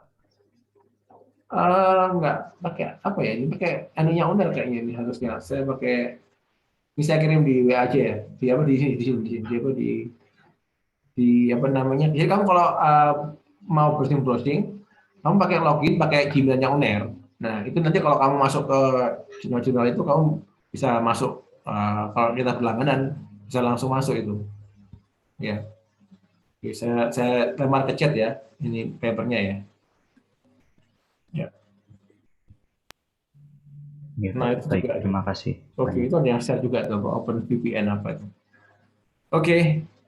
Ya, ada lagi yang mau bertanya atau yang mau jadikan eksperimen untuk mencari jurnal tadi? Pak, permisi. Pak. Ya, sekalian. Siapa nih duluan? Rosa dulu aja, monggo Rosa. Oke, makasih Silakan. Pak. Jadi ini saya izin bertanya tentang pemilihan jurnal acuan. Nah, yang saya ingin tanyakan itu terkait klasifikasi JEL-nya, Pak. Jadi kan apakah pemilihan jurnal acuan itu tidak mempermasalahkan detail klasifikasi JEL-nya? Misal terdapat suatu kasus seperti ini, Pak. Seseorang ingin membuat penelitian dengan konsentrasi internasional misalkan, Pak. Nah, namun jurnal acuan yang dipakai ini terdapat 2 klasifikasi JEL, yaitu E di mana itu kan kode ekonomi moneter dan F itu ekonomi internasional. Nah, ini klasifikasi JEL-nya itu ada 6, Pak, 3E dan 3F. Nah, apakah ini nantinya akan terjadi bias ya, Pak? Atau nggak apa-apa, atau bagaimana ya, Pak? Atau harus yang benar-benar jurnal klasifikasi JEL-nya itu harus langsung mengarah ke konsentrasinya, atau tidak apa-apa seperti itu, Pak? Oke. Itu jadi nggak masalah ya kalau kita ngomongin student paper ya. Seringkali itu memang overlapping dari beberapa disiplin konsentrasi. Jadi nggak sama sekali nggak masalah. Kalau memang itu kemudian tadi yang namanya siapa tadi? Siapa yang nanya tadi? Apa Pak? Siapa yang nanya? Rosa ya. Nah, Iya. Rosa ini apa konsentrasinya yang mau itu kan untuk skripsi? Saya internas Pak. Internas ya. Selama dia ada dimensi internasnya nggak masalah. Itu ya. Jadi nggak masalah. Jadi kalau dia ada tempelnya, ada jiarnya publik, ada jiarnya moneter atau lingkungan, that's fine gitu kan. Yang penting ada jiarnya internasnya. Ya, gitu ya. Ya, terima kasih banyak Pak. Tuh sama-sama. Ya, lanjut. Baik Pak, saya izin bertanya Pak Rumaya. Silakan siapa? Ya silakan. Jadi saya kan udah menemukan pegangan 2 jurnal acuan Pak, tetapi saya bingung menentukan mana yang jadi jurnal acuan utama saya. Nah, untuk yang soalnya yang kemarin yang ditugaskan itu untuk yang di modulnya itu kan yang ditulis jurnal utama. Nah, untuk yang jurnal pertama ini tahunnya lebih baru Pak, tetapi untuk yang mengutip itu belum ada, tetapi masih terindeks Q1. Soalnya saya cek di skimaku terindeks Q1. Nah, untuk yang jurnal satunya itu jurnalnya tahunnya sebelumnya, tetapi yang mengutip itu sudah banyak dan keduanya itu sama-sama relate. Nah, sebaiknya itu mana yang saya jadikan acuan utama, Pak? Jadi yang terbaru tapi belum ada yang mengutip atau yang 1 tahun sebelumnya tetapi sudah banyak yang mengutip. Jadi seperti itu, Bapak. Sama-sama Q1 ya, tujuannya ya? Sama-sama Q1, Bapak. Oke, sekarang tujuan penelitiannya sama nggak kedua jurnal ini? Kurang lebih sama Bapak, soalnya lebih membahas ke poverty, inequality, sama economic growth. Nah sekarang dua paper ini dari segi wilayah studinya gimana? Apakah internasional, apakah dia di Indonesia atau gimana? Untuk 2 paper ini internasional semua Bapak. Jadi pakai data cross country level gitu ya? Iya betul. Nggak bedakan. Nah kalau kayak gitu sih bebas aja sih saya lihat. Kalau saya lebih ambil yang terbaru ya, karena kamu cek dulu di jurnal yang terbaru itu apakah paper yang satu lagi itu masuk nggak sebagai reference-nya gitu. Kalau masuk berarti pakai yang terbaru aja. Oh baik, iya Bapak. Iya kelihatannya kalau saya lihat kemarin masuk Bapak. Soalnya untuk topiknya sama-sama kayak ketimpangan, kemiskinan dan juga pertumbuhan ekonomi gitu. Ya oke. Jadi gini ya, kaidahnya ya, bagaimana kita menentukan jurnal acuan utama. Pertama yang harus kita cari ialah bahwa jurnal ini memiliki tujuan penelitian sama dengan tujuan penelitian kita. Itu nomor 1. Ya, itu nomor 1. Terlepas dari Q1, Q2, Q3-nya, nomor 1 adalah apakah ini tujuan penelitiannya sesuai dengan yang mau saya teliti, ya kan? Kayak tadi kan waktu saya review punya Y5 soal startup. Tadi saya coba cari sekilas ada 2 paper. Yang satu mencoba untuk menjelaskan kenapa kok ada negara-negara yang startupnya itu lebih tinggi, ya apa sih yang membuat hambatan perkembangan startup. Yang satunya melihat soal gimana dampak startup terhadap perekonomian lokal dan perekonomian nasional seperti itu. Nah, kalau dilihat dari kembali lagi tujuannya si Yemima ialah melihat dampak startup, maka yang jelas yang dipilih adalah yang kedua tadi. Karena struktur masalahnya, struktur pertanyaannya atau tujuan pentingnya sama. Itu nomor 1. Nah, berikutnya nomor 2 ialah Q-nya tadi. Ini jurnalnya Q berapa ini? Ya, artikel ini terbit di jurnal yang Q berapa? Q1. Nah, kalau kita punya beberapa jurnal dengan Q1 dengan struktur persamaan yang sama, kita cari yang terbaru. Nah, kalau misalnya semuanya baru, Pak, cari yang kalau kalian membahas apa? Kalau kalian membahas misalnya Indonesia, cari yang Indonesia kalau ada, ya kan? Oh sudah studi dengan Indonesia ya Kak. Itu jadi jurnal acuan Anda sama-sama Q1-nya ya. Karena kalau kita bahas negara lain kan nggak cocok sama Indonesia. Gitu. Kalau ada yang Indonesia, pakai itu sebagai jurnal acuan utama. Kalau nggak ada Indonesia, cari negara yang paling mirip Indonesia. Misalnya ada satu di Amerika, satu di Malaysia, ambil Malaysia sebagai jurnal acuan utama. Tapi ingat ya, itu setelah dilihat apakah sama-sama punya tujuan penelitian yang sama gitu ya. Nah, apalagi yang kita gunakan selain itu lagi. Yang berikutnya ialah kita lihat dari segi kemampuan kita memahami paper tadi. Karena bisa jadi 2 paper sama-sama Q1 ya kan? Sama-sama tujuannya sama, tapi yang satu tuh kita bacanya ngos-ngosan. Kita nggak paham terlalu penjelasannya terlalu sangat matematikal ya kan, kurang narasi secara paragraf, kita lebih paham jurnal yang satu lagi. Maka pilih jurnal yang paling bisa Anda pahami.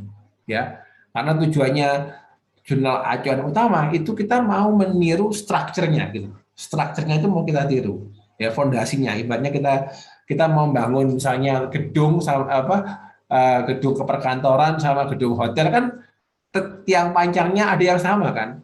Ya, nanti kemudian mungkin yang satu beda interiornya, beda ininya. Nah, itu baru nanti itulah inovasi Anda yang perlu Anda lakukan untuk membedakan studi Anda dengan studi sebelumnya. Seperti itu. Ya, jadi ya itu ya yang terakhir ialah kalau semuanya sudah oke, sama-sama Q1, sama-sama dalam konteks Indonesia gitu kan. Yang Anda carikan adalah yang mana yang paling bisa Anda pahami. Karena di end of the day, kalian akan menggunakan jurnal ini sebagai fondasi untuk membangun penelitian Anda. Oke, terima kasih banyak Pak Romayana. Sama-sama. Ya, ada lagi yang mau bertanya? Pak, saya mau bertanya. Mau tanya. Ya. Iya, sempat. Iya. Oke. Pak, jadi silakan saya mau bisa. tanya. Mungkin nanti berikutnya raise hand dulu ya supaya gampang sampai duluan. Oke, silakan ya, silakan. Iya, Ya, oke. Ya, kita gimana? Jadi kalau misalkan saya udah punya misalnya ada topik ya Pak, tapi case-nya itu saya mau bahasnya emang di Indonesia. Nah, sedangkan kalau nyari jurnal acuan yang apalagi Q1 yang membawa case Indonesia itu nggak ada gitu Pak, tapi adanya tuh membahas di negara lain. Nah, kalaupun ada jurnal yang membahas di Indonesia itu nggak terindeks Scopus dan nggak kedetek Q1 atau Q2 gitu Pak. Nah, itu berarti nggak apa-apa ya Pak kalau misalnya kita pakai jurnal acuannya itu emang case-nya di negara lain. Ya, Vita, kalau kamu temukan case seperti itu, kamu beruntung sekali gitu loh. Karena kamu sudah bisa menemukan satu gap bahwa belum ada studi yang dilakukan di Indonesia.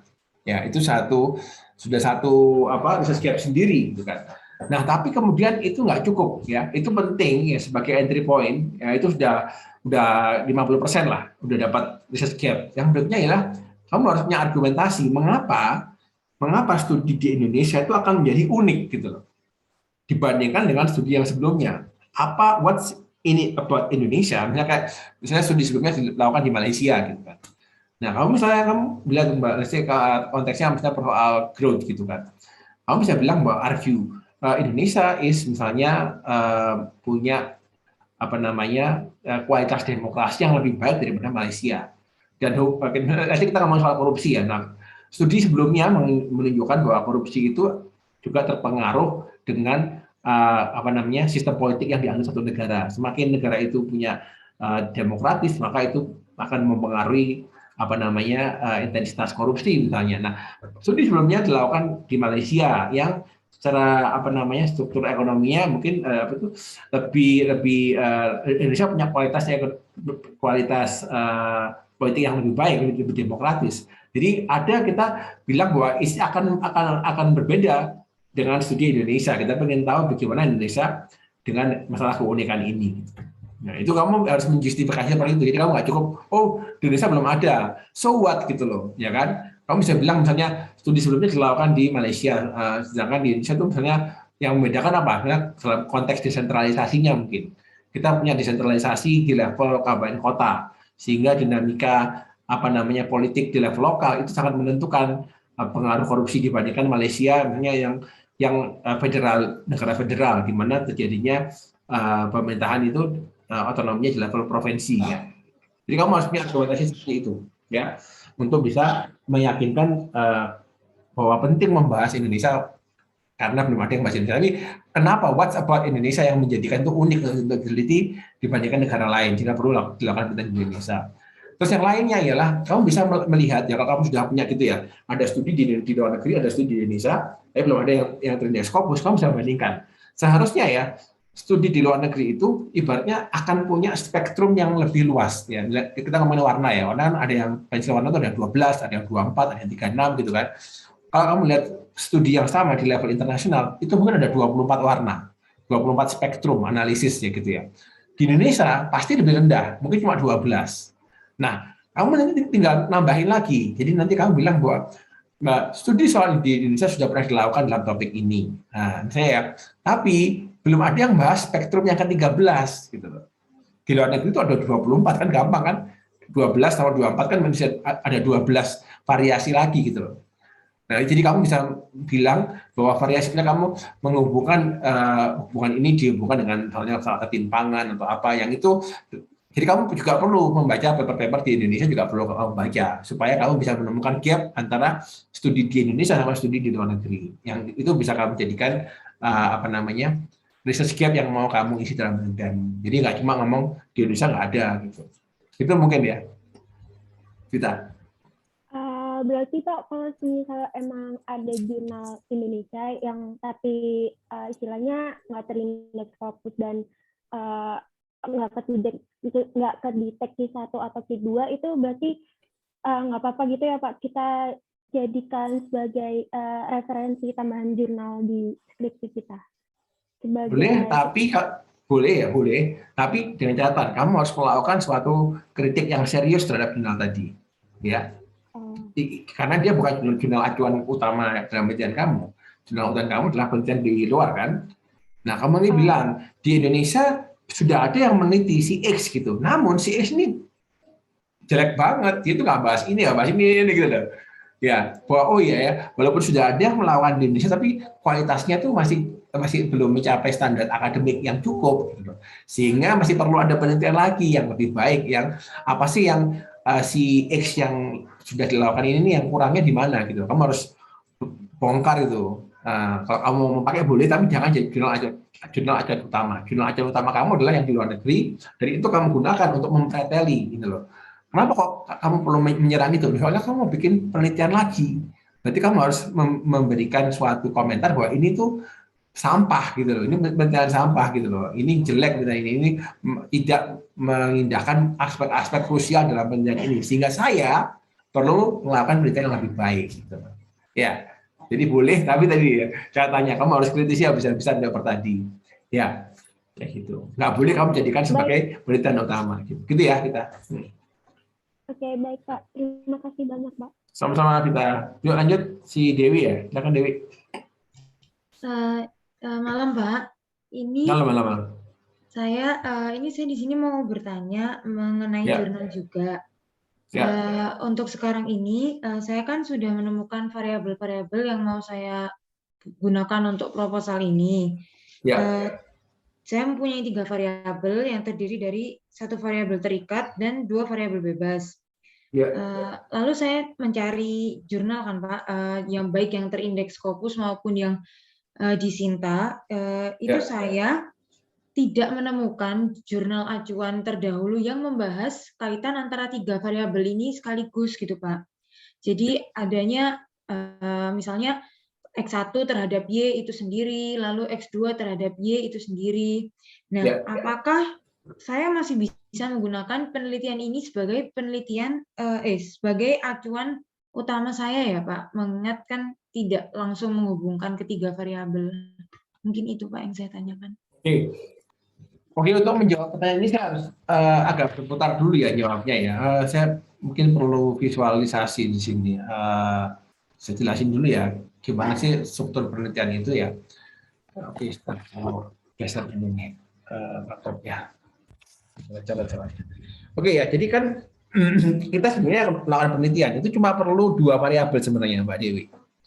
Ini Dewi ya, betul ya? Yang di sini ya. Jadi let's say variabelnya ya, kamu kan punya variabel ya kan. Let's say variabelnya adalah variabel A ya kan, sama variabel B ya kan. 2 variabel cukup.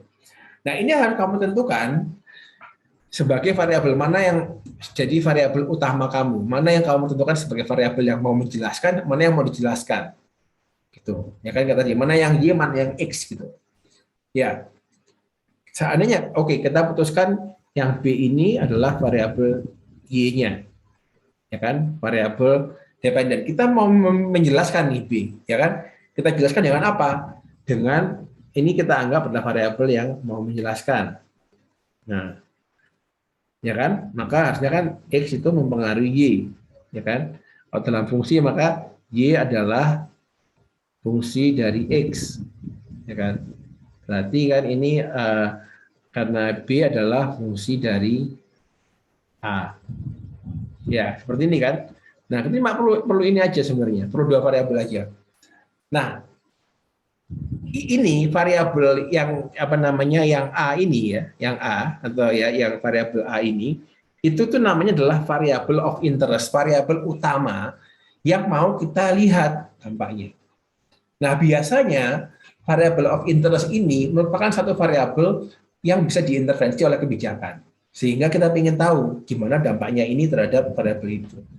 Misalnya kita ngomong dalam konteks misalnya tingkat fleksibilitas pasar kerja. Ya, misalnya ya, kita X itu ngomongin soal tingkat fleksibilitas pasar kerja, gimana dampaknya terhadap FDI misalnya.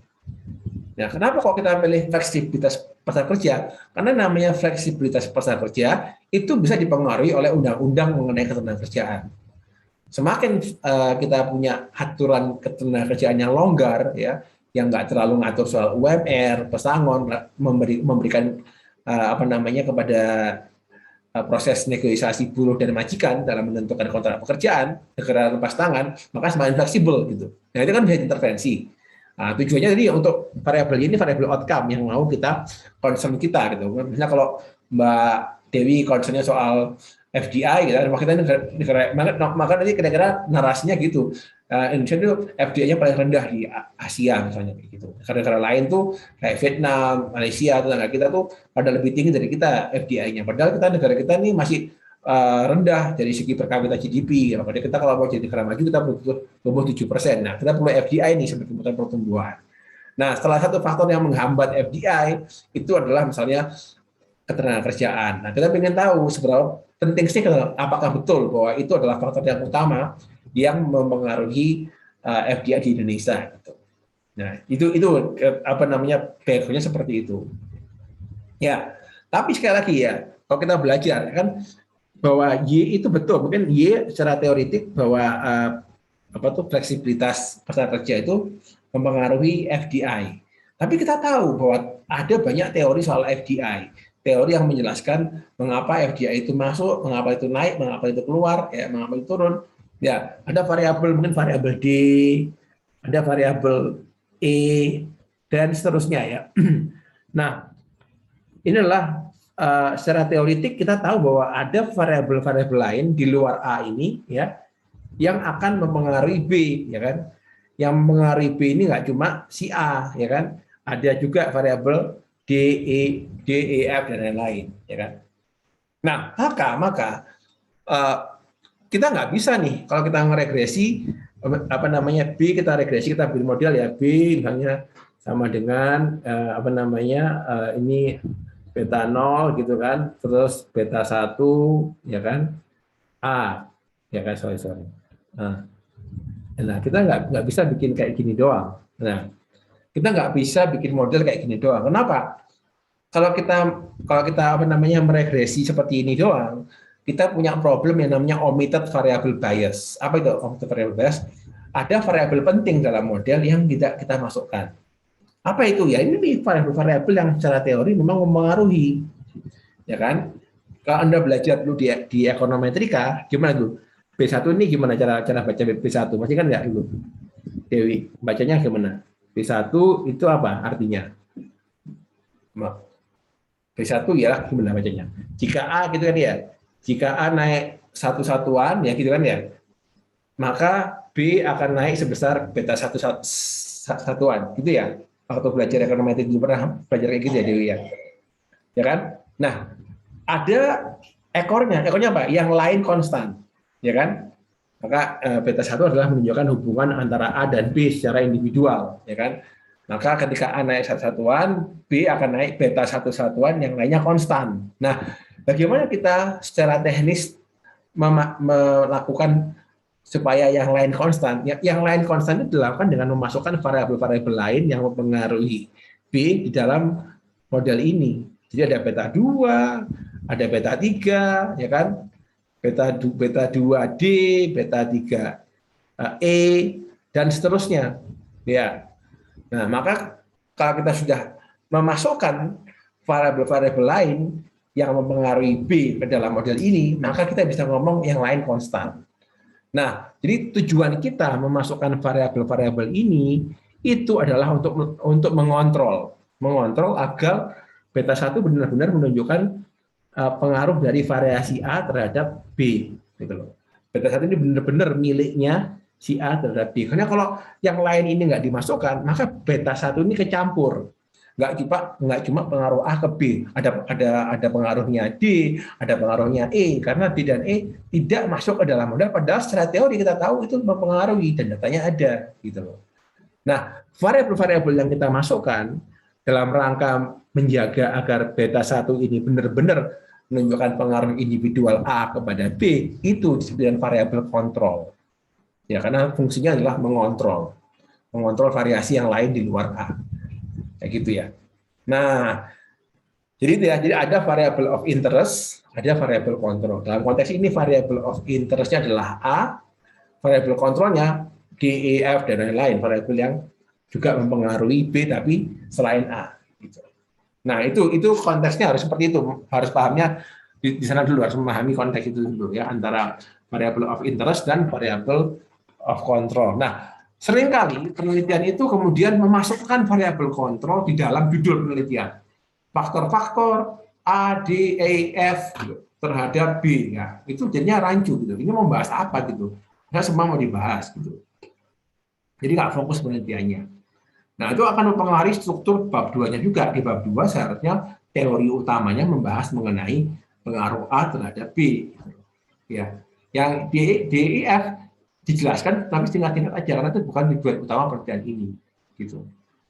Nah, kembali lagi ya ke Dewi tadi tentukan mana yang menjadi variable of interest ya, dan variabel yang satu lagi itu adalah variabel kontrol gitu. Jadi mungkin dalam ada paper yang memasukkan iya tapi dia nggak masuk dalam judul kayak gitu.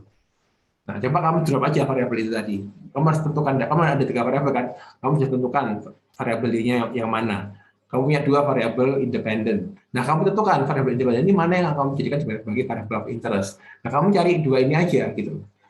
Yang kamu cari papernya. Nanti yang ketiga ini bisa jadi akan tetap muncul, cuma nggak masuk ke dalam judul penelitian. Jadi kalau kita di modelingnya ada variabel itu. Ada variabel ketiga, keempat, kelima, keenam sebagai variabel kontrol. Gitu ya, Dewi, bisa dipahami soal struktur memahami hubungan variabel dan konsep penelitian. Berarti ini yang saya tangkap, berarti untuk variabel-variabel kontrol itu maksudnya tidak harus ditulis di judul, namun tetap ada di pembahasan seperti itu ya Pak ya? Betul. Dan di pembahasan pun nggak terlalu panjang dia. Dia cuma dibahas, ini sesuai dengan teori, karena nanti kan arahnya bedanya, apakah dia positif atau negatif itu kan akan diprediksikan oleh teori atau penelitian sebelumnya ya. Tapi nggak usah, jadi tetap dibahas tapi singkat pembahasannya. Pembahasan utama ngomongin di variabel A ini gitu. Karena itu variabel of interest. Tapi yang penting itu dia dimasukkan di model ekonominya itu ya Pak ya. Iya, di model ekonomi dan dicari lagi teman-temannya ya. Kalau emang dia punya teman-teman yang lain, ya jangan cuma variabel itu doang ya. Teman-temannya yang lain masukin juga gitu. Ini sama kayak kalau film itu kan ada peran utama, ada peran membantu ya. Ini aktor itu kayak gitu. Nah, tapi juga memang ada beberapa paper yang emang key variabelnya lebih dari 1, misalnya 3 ya. Contohnya antara saya hapus dulu ya ini. Contohnya misalnya growth ya. Kalau kita teman-teman yang membahas soal growth ya, mau membahas soal poverty ya. Jadi kalau kita ngomong soal kemiskinan ya, poverty ya, kita mau itu sama growth ya, atau pertumbuhan. Nah, ini nggak bisa cuma 2 nggak bisa cuma 2 ya. Nah, kita pengen tahu gimana seringkali adalah gimana pertumbuhan mempengaruhi kemiskinan ya. Ada variabel ini seringkali triangle, yang satu lagi adalah inequality atau ketimpangan ya. Inequality ini adalah, nah ini 3 serangkai ya. Ini memang ketiga, tapi ini ada hubungannya, Jadi inequality itu kayak gini hubungannya. Nah, gitu. Ya. Jadi pertumbuhan itu akan mengurangi kemiskinan, ya. Karena pertumbuhan ekonomi pada dasarnya adalah peningkatan pendapatan, ya. Kalau satu negara ekonominya tumbuh 7% kan pertumbuhan ekonomi ya 7%, itu berarti semua orang di suatu dalam negara tadi ekonominya tumbuh 7%. Jadi orang yang di garis kemiskinan kan miskin kan garis kemiskinan ya. Orang yang pendapatnya di bawah garis kemiskinan kan miskin. Ketika dia naik 7% pendapatannya melewati garis kemiskinan, dia nggak miskin lagi. Nah, karena itulah kenapa pertumbuhan itu mengurangi kemiskinan, karena itu menggeser pendapatan orang yang di bawah garis kemiskinan naik ke atas. Ya, makanya growth itu akan mengurangi kemiskinan. Tapi apakah pertumbuhan itu merata? Misalnya, apakah ketika Indonesia tumbuh 7%, berarti semua orang tumbuh 7% pendapatannya? Belum tentu. Bisa jadi kelompok yang kaya tumbuhnya 10% atau 12%. Kelompok miskin cuma tumbuh 3%. Nah, jadi ketimpangan itu akan mengaruhi efektivitas pertumbuhan, mengurangi kemiskinan. Semakin merata suatu perekonomian, maka semakin merata pertumbuhan tadi. Kalau pertumbuhannya merata, maka akan lebih efektif mengurangi kemiskinan dibandingkan ketika pertumbuhan itu timpang. Nah, paham ya? Nah, ini jadi 3 jadinya, Dewi. Kayak gitu ya. Jadi pada banyak kasus 2, tapi ada beberapa kasus yang lebih dari 2, kayak 3 ini. Tapi ada strukturnya, kayaknya ada struktur bagaimana interrelasi antar 3 variabel. Jadi kita nggak bikin-bikin ya, memang diatur kayak gitu Dewi. Jadi kalau kamu kan sepertinya kamu agak nge-push, kamu punya framework bahwa 3 variabel ini mau kamu masukkan, tapi kamu nggak ketemu ya, mungkin karena emang dalam literatur nggak ada hubungan segitiga antara variabel ini, makanya nggak ketemu gitu. Tapi bukan berarti nggak ada beberapa kasus yang lebih dari 2. Itu mungkin Dewi. Iya, baik Pak. Terima kasih atas jawabannya, Yuk, Pak. sama-sama. Oke, berikutnya si Andika ya. Silakan Andika. Baik Pak, terima kasih kesempatannya. Jadi saya mau lebih ke konfirmasi saja Pak. Jadi Silakan. untuk yang proposal SOPP tadi kan dengan menjelaskan kalau nanti kita mengumpulkan hanya judul dan juga bab 1 itu. Nah di sini saya mau konfirmasi bab satunya itu judul, halaman judul dan bab 1, betul. Bab 1 itu di situ ada pendahuluan, ada pertanyaan penelitian ya, yang harus diisi itu yang inti ya. Jadi kan kalau kita lihat dalam template tadi, yang namanya bab 1 itu ada sampai 1.8 ya. Yang kalian perlu isi itu 1.3, 1.3 yaitu tujuan penelitian ya. Yang 1.4 nggak perlu. Terus yang 1.2 juga ya. Jadi 1.1, 1.2 itu adalah kesenjangan penelitian, dan 1.3 yaitu tujuan penelitian. Yang lainnya 1.4 sampai 1.8 itu nggak usah diisi, nggak apa-apa. Gitu ya. Oh baik Pak. Sebenarnya itu yang mau saya konfirmasi sih Pak. Jadi konsepnya lebih ke arah latar belakang, tujuan penelitiannya sama lebih ke pertanyaan atau rumusan masalahnya itu berarti ya Pak ya? Iya, latar belakang, kesenjangan penelitian, ya, sama tujuan penelitian.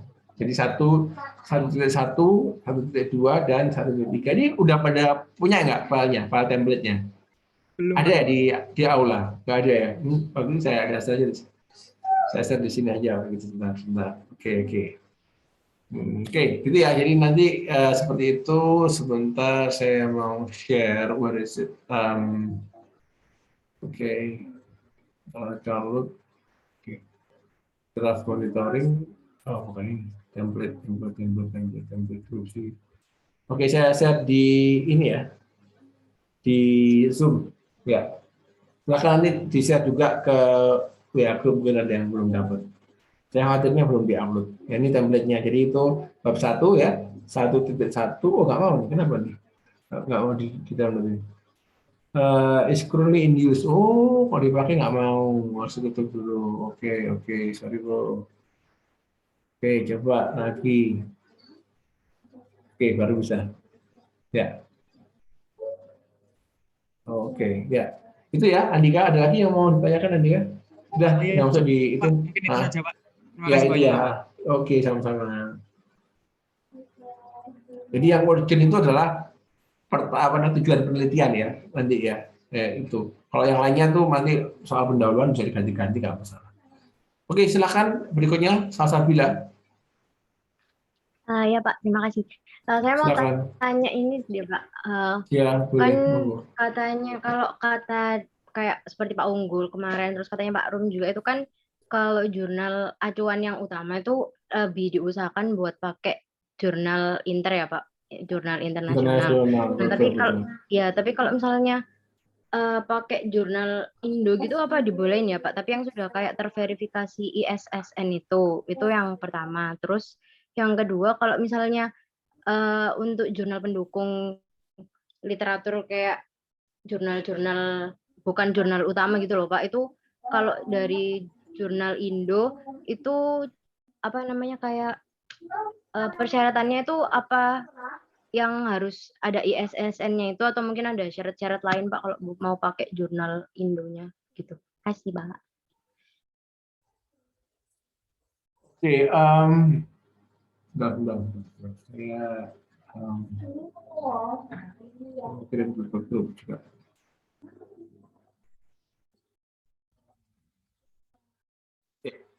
Jadi itu ya untuk jurnal Indonesia ya. Jadi jurnal Indonesia itu gini ya teman-teman. Jadi mungkin kembali lagi ya. Apa sih maksudnya Pak? Apa yang dimaksud dengan jurnal acuan utama ya? Jurnal acuan utama adalah jurnal yang kita akan adopsi ya dalam beberapa hal utama. Yang pertama yaitu tujuan penelitian. Dia harus mempunyai tujuan penelitian yang sama dengan penelitian kita. Ya. Nah, kenapa kok pentingnya? Kalau dia punya tujuan yang sama, ya berarti kan dia sudah punya suatu juga cara untuk menjawab atau mencapai tujuan masalah tadi. Ya.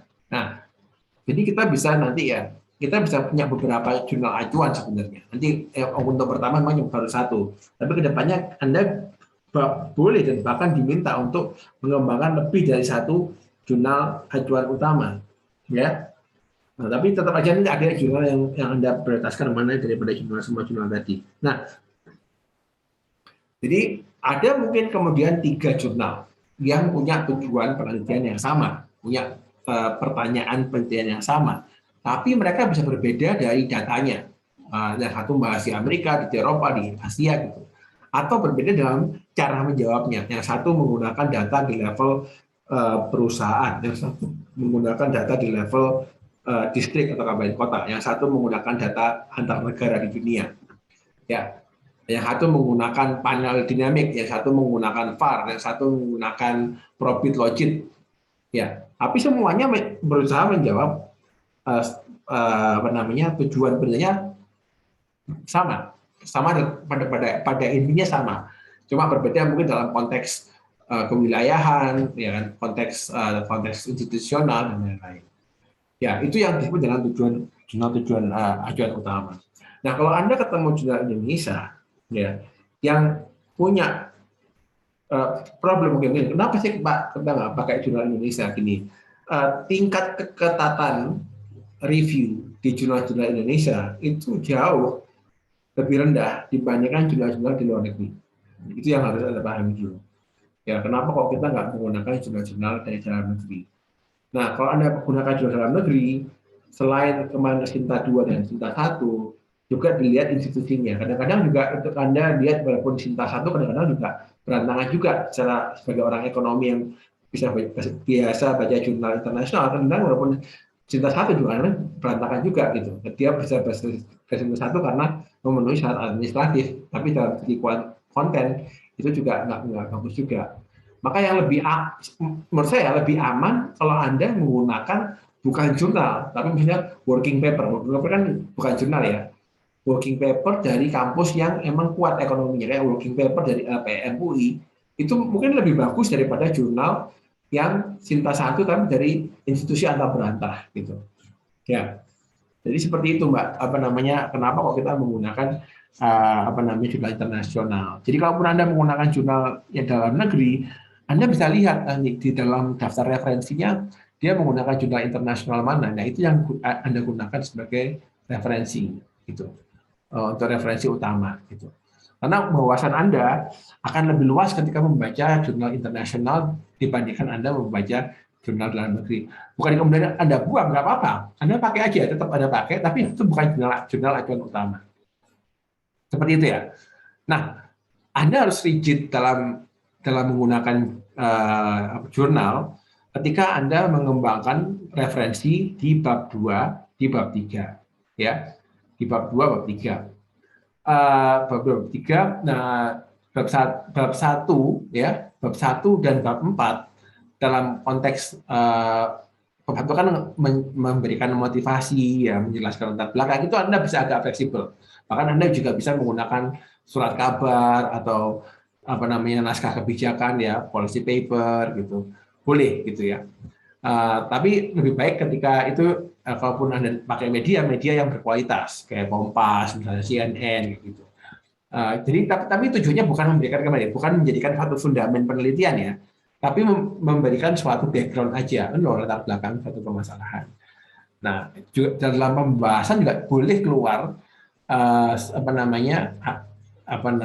penelitian yang bukan berbasis paper, misalnya kayak misalnya ada statement di di koran di media yang terkemuka soal apa, Anda sebagai penjelasan tambahan, bukan penjelasan utama, itu boleh muncul di bab 1 dan di bab 4, ya, seperti itu. Tapi kalau dalam bab 2 ngomongin soal teori, penelitian sebelumnya, itu purely harus dari jurnal, dan jurnalnya yang bagus. Bab 3 juga akan mengembangkan modeling gitu kan.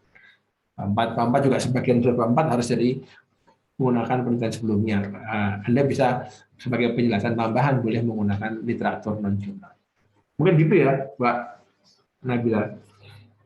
Ya. Jadi kalau Anda pakai jurnal Indonesia nggak apa-apa, tapi kembali lagi, usahakan kalau Anda cari jurnal internasional dan Anda menemukan, oh ya, jurnal ini ternyata sudah mengacu dengan baik jurnal internasionalnya, ini jurnal yang aslinya mana, ya kan? Anda bisa menggunakan itu. Tapi kalau Anda ambil jurnal yang dalam negeri, terus Anda cari jurnal luar negeri, Anda bandingkan, oh kok jauh banget ya, nah, ini berarti sudah jauh sekali kualitasnya, jadi Anda juga tinggalkan aja gitu.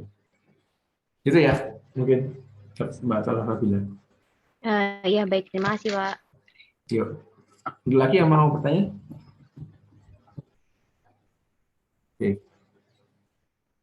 Oke, tadi saya sudah share ya di di grup, ya, di grup Medpen untuk template skripsinya. Sekali lagi saya tunggu paling lambat Jumat, ya, Jumat jam 1 itu sudah itu ya, sudah terupload ya, sudah terupload. Jadi saya Jumat itu jam 1 kalau saya lagi semangat, saya sudah bisa memberi Anda bisa membimbing, ya. Jadi harusnya Anda Senin itu paling lambat sudah lihat, oh, di SOP saya dikasih barometer, dosbingnya ini gitu kan.